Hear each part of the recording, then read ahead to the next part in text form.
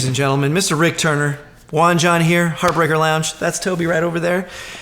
And we are sitting here with the Rick Turner Legends in Lutherie. We're here with the Model 1, the Legends in Lutherie Model 1. Beautiful, beautiful guitar. Now, I'm going to get straight to it. Okay. Tell me about it, man. Well, I've known Richard Hoover from Santa Cruz Guitars for probably, 40 years or so. And he was one of the reasons why I moved to Santa Cruz, because the Lutherie community there is very, very strong. And we had this idea, talking to Brendan from Heartbreaker Guitars, of getting together and doing 10 sets of guitars that would match a Santa Cruz fingerstyle guitar and one of our Model 1 guitars, and doing them so that the aesthetics were very, very closely matched. Mm-hmm.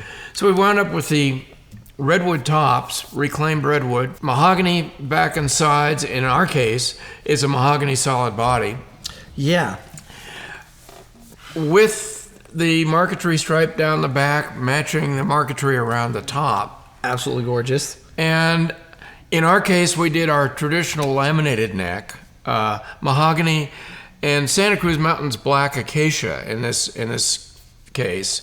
What was interesting is that I was able to choose the laminates so that we used a combination of the heartwood and the sapwood of the acacia to get the different look in the stripes. And this also has the backstrap overlay on the back of the peg heads. A trick I've been doing on my higher end guitars for, I don't know, close to 50 years now. Wow. And flip it over, John, and you can see the ebony fingerboard with the Legends in Lutherie inlay, special inlay with Richard's and my signatures on here. And we think that this is the first time that two guitar companies have cooperated on a project like this. Mm. Usually there's this kind of intense, if unspoken, competition in the industry. And, and that company is that company, and this one is this company.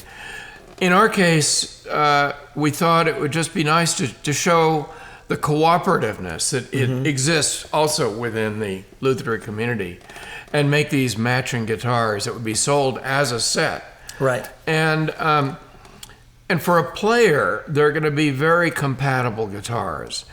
Richard decided to go with his fingerstyle model, and these have long been a bare fingers fingerstylist electric guitar, which you can play with a pick, obviously. Yeah. But aesthetically and the playability of the two guitars is very closely matched. Mm-hmm. And we've done all our bells and whistles electronically with this. I make the humbucking pickups. We have help in the shop doing the electronics assembly. This has the bag's T-bridge, the piezo bridge, nice. Blend control to be able to blend, basically pan from the magnetic pickup to the piezo pickup, or get any combination in between. And then our preamp that does the blending function, which also has a passive tone control, master volume and tone control, and then our semi-parametric equalizer that's in an effects loop in the preamp stage that you can kick in and out. The guitar is always active, but the EQ can be switched in and out. Yeah. Runs on two 9-volt batteries. I'm a major advocate of when doing active electronics, trying to get the voltage up. So this is an 18-volt system, nice. Plenty of headroom. Yeah. It particularly with the piezos, you're so used to that piezo quack. Big component of that piezo quack is underpowered electronics. Mm-hmm. You go to 18 volts and suddenly you're hearing them, what those pickups can actually do. So, right. And that's the thing about these guitars. They're super versatile. Acoustic, electric, it doesn't matter. Like, you go on the road. This is honestly, if you're doing anything in a band with both acoustic and electric together, there's really nothing else you would need past this you can really cover the range with this. Yeah. The Bogner Shiva is what we're plugged into. There's no electronics going through this, and just because this is a limited edition gorgeous beauty doesn't mean it's not functional. This thing is...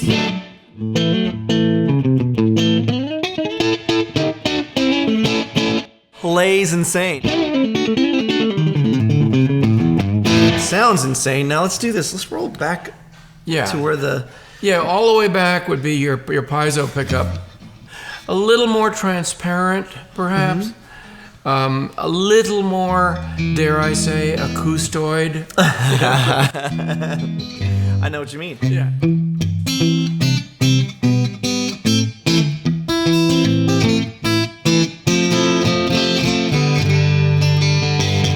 then you can get a combination of the two and put you right in the middle. Yeah.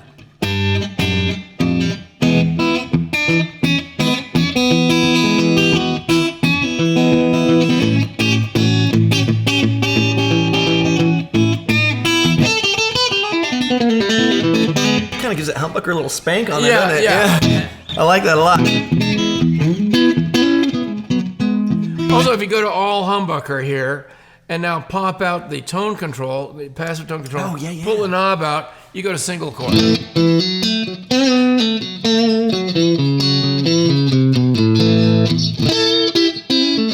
You know what's interesting about this actually is I just heard a big difference with this wood and the last guitar that we were that we were looking at. Yeah. And so wood is definitely... Wood matters. Yeah. God, beautiful, man. You wanted to hear channel 2, Toby. Toby did want it. Toby did want to hear channel 2. Which sound amazing. Preamp only, not passive. Oh, that's right. It's always active. Always active. That's right. Thank you for the correction. Right, it's like a little hyperactive child, you know. You smack them in the hands with a ruler, and then you're just like, they behave. Right. They're still hyperactive, though. Let's kick that hyperactive child into, like, let them loose. Click. Oh, there it is. Now, this here is the boost. Boost or cut. Boost or cut. Boost is the most dramatic, and it's great for being able to voice the overdrive of an amplifier, because you're creating this bump coming out of the guitar, which will then tickle the front end of that amplifier and kick off the harmonics of the distortion. Yeah. And you can move that point around and get some really gnarly sound. Now, I'm I'm in the center right now, so I'm not one way or the other. Yeah. So now what I'm going to do is I'm going to roll all the way up. All the way up.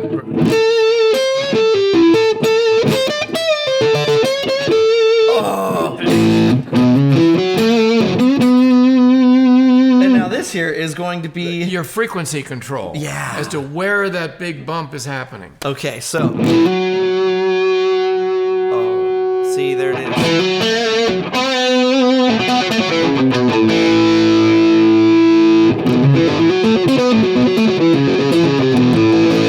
Oh, it's just like so effective though. Like every little bit of that knob is effective. Yeah. You hear it. Like Exactly. there's, it's not like an extreme one side then the other. This is, which makes this guitar extremely versatile, extremely effective, and it does what it says it does, like what you made it to do. Yeah. And it's it's a beautiful thing, because a lot of the times you get these guitars that say that, and you're just like, oh, what happened? Oh, well, really, if you change it into these pots, it's gonna work. These just work. Like, it's awesome. The other thing is that each knob has a very distinct function. Yeah. It fulfills that function, and there's nothing that is too horribly extreme about any of it. Yeah. You know, I've seen a lot of active electronics with just ridiculously extreme boosts at certain frequencies, and you wind up with a lot of unusable tones, you know, and then you go, how do I get back to something I can use? Yeah. With this, the idea is that everything is usable, and everything is easily understandable as to what its function Right. is. So yeah. And honestly, not because you're sitting here, because I'd be you'd know if I didn't like it. I'd be like, ladies and gentlemen, Juan John here. Great. All right, moving on. No, the electronics in this is honestly the first time I've sat with active electronics and actually really enjoyed playing them. They don't sound like active electronics. They sound very usable. They sound like real. You know, my goal is to make a guitar with electronics that lets your fingers do the tone control. Yeah. We call it digital tone controls. Yeah. 10 digits, baby. Yeah. I like that. And for someone like me that I entirely enjoy not doing anything with boxes at my feet. I love just playing a great guitar. This thing sounds and plays amazing on so many different levels and does so many different things.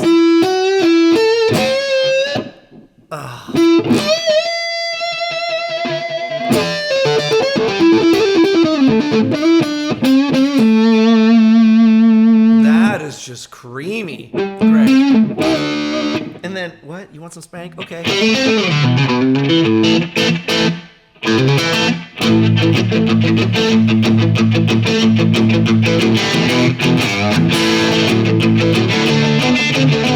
I mean, come on now.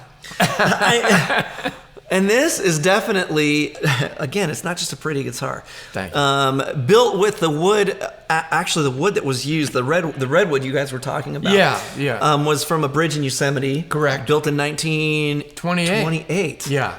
Burnt down in 2013. Yeah. And you guys repurposed what you could save to build not just this guitar, but also the Santa 9 Cruz more guitar. of these and 10 of these Santa Cruz guitars. It's amazing. Yeah, it's absolutely gorgeous and very nostalgic. And it's a wonderful thing what you guys did with the wood when you're able to save that. When you're able to do anything like that and use something of meaning to build a wonderful instrument, it becomes more than just an instrument.